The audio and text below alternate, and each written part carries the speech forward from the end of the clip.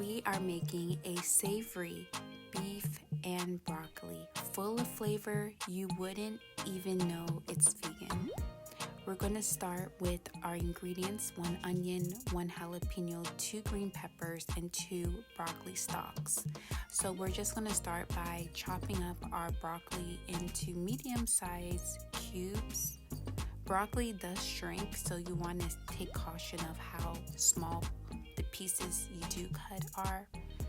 You don't want to cut it too small. So then next I dice up my jalapeno.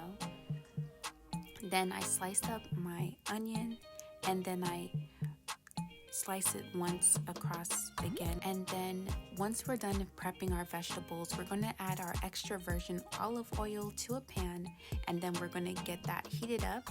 Once it's heated up, we're going to add our Beyond Meat. This meat is low in fat compared to regular meat, and also has a lot of protein. So this is a better alternative than eating meat.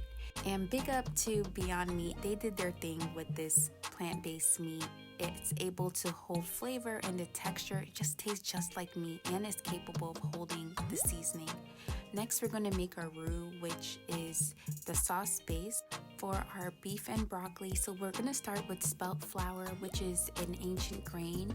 This is a better alternative than white flour, as this is higher in fiber and protein and has some essential minerals. We're going to add our vegan hoisin sauce as well, and we're going to whisk that until it's smoothly combined. Then we're going to add all of our vegetables to our plant-based meat, which has been sauteing. And then we're going to cook this for about 8 to 10 minutes. I like my vegetables still a little bit firm, not too soft, not soggy. I don't like soggy vegetables. So that's what we're doing here. And then we're going to add our roux that we created, the sauce, and we're adding low sodium soy sauce, some hot sesame seed oil. This makes it bangin'.